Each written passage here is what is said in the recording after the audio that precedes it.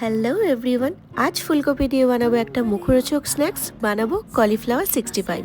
Chicken 65 তো আমরা অনেকেই খেয়েছি, তবে এই রেসিপিটা অবশ্যই ট্রাই করে দেখো, অসাধারণ খেতে হয়। প্রথমেই তো ফুলকপিটাকে ছোট ছোট টুকরো করে কেটে নিয়েছি। এবার জলের মধ্যে একটু নুন দিয়ে ফুলকপিটাকে হালকা ভাপিয়ে তুলে নিলাম। এবার ফুলকপির মধ্যে সামান্য নুন, লঙ্কা গুঁড়ো আর 2 চামচ ময়দা দিয়ে সেটাকে মেখে সাইডে করে রাখলাম। এবার ব্যাটার বানানোর জন্য একটা বোলে কিছুটা বেসন, কর্নফ্লাওয়ার, নুন, আদা রসুন বাটা, জিরে গুঁড়ো, ধনে গুঁড়ো, Kashmiri red chilli powder, baking powder আর সামান্য সাদা তেল দিয়ে ব্যাটারটাকে গুলে নিলাম। উপর থেকে একটু কারি পাতা, ধনে পাতা দিয়ে মিক্সড করে নিলাম। এরপর কড়াইয়ের মধ্যে সাদা তেল দিয়ে ফুলকপিগুলোকে ব্যাটারে ভালো করে মাখিয়ে একটা একটা করে তেলে ছেড়ে দিলাম।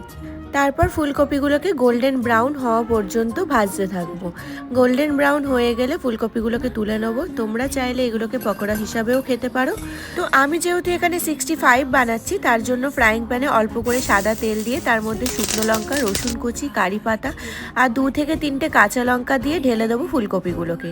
কিছুক্ষণ টস করে ওপর থেকে ধনে পাতা ছড়িয়ে দিলে রেডি আমাদের আজকের কলিফ্লাওয়ার 65। আজকের সন্ধ্যাটা তো আমি এত সুন্দর একটা স্ন্যাক্স দিয়ে এনজয় করলাম। তোমাদের যদি এই ভিডিওটা ভালো লেগে থাকে তাহলে অবশ্যই একটা লাইক আর ফলো করে আমার পাশে থাকবে। তাহলে চলো, দেখা হচ্ছে নেক্সট ভিডিওতে। আজকের মতন টাটা।